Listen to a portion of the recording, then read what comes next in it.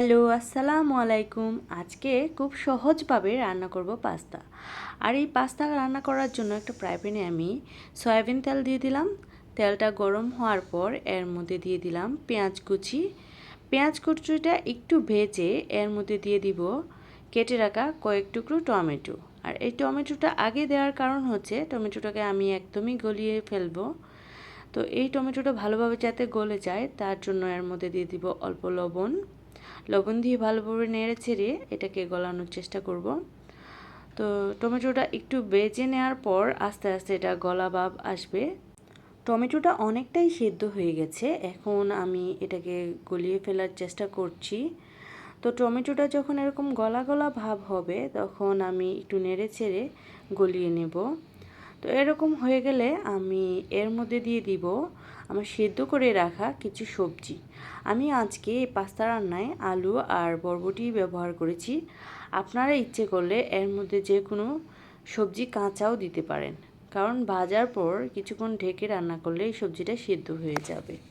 এর মধ্যে অনেক প্রকার সবজি দেওয়া যায়। আজকে আমি বরবটিতে এবং আলুটাকে দিয়েই রান্না করব। তো এখন দিয়ে দিলাম 2টা ডিম। ডিমটা দেওয়ার সাথে সাথে আমি এটাকে নাড়বো না, কারণ সাথে সাথে নাড়লে এই ডিমটা একদম জোড়া জোড়া হয়ে যাবে।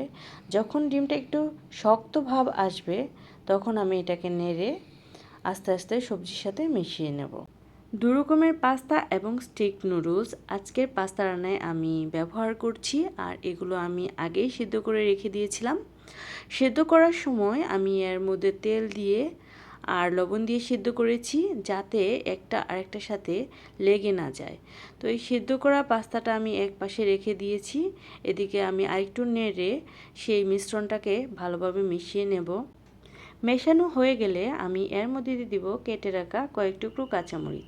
আজকে আমি কাঁচামরিচটি এভাবে কেটেছি 2 টুকরো করে, যাতে দেখতেও সুন্দর লাগে আর খাওয়ার সময় যাতে কামড়ে না পড়ে।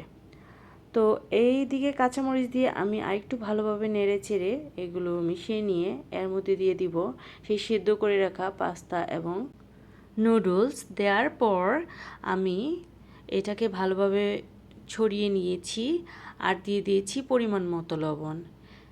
আর এর সাথে দিয়ে দিয়েছি প্যাকেটে থাকা সেই মশলাটা। দেওয়ার পর আমি এটাকে ভালোভাবে মিশিয়ে দেব। তো আজকে পাস্তা রান্নায় আমি আর কোনো কিছু ব্যবহার করছি না। এই যে উপাদানগুলো এগুলো দিয়েই আমি পুরো পাস্তাটা রান্না করেছি। খুবই সিম্পল এবং দেখতেও খুবই ইয়াম্মি একটা পাস্তা রান্না করেছি আজকে। আপনারাও ইচ্ছা করলে বাসায় সহজ এবং খুবই অল্প সময়ের মধ্যে এই পাস্তাটা রান্না করে নিতে পারেন। এর জন্য কোনো চিকেন অথবা অন্য কোনো উপাদানের প্রয়োজন নেই। দেখতে যেমন ঝরঝরে হয়েছে, পাস্তাটা খেতেও কিন্তু তেমন মজার হয়েছে। আপনারা যদি এটা পরীক্ষা করতে চান অবশ্যই বাসায় রান্না করে খাবেন আর আমাকে জানাবেন আমার রেসিপিগুলো আপনাদের কেমন লাগে। সিম্পল যে কোনো জিনিস অলওয়েজ সুন্দর, তেমনি এই পাস্তাটা খুবই সিম্পল একটা রেসিপি এবং দেখতেও খুব সিম্পল, কিন্তু খেতে দারুণ। খাওয়ার পর একটা তৃপ্তি চলে আসে। মানুষের জীবনটাও এরকম সহজ সরল সুন্দর জীবন, অলওয়েজ সুন্দর।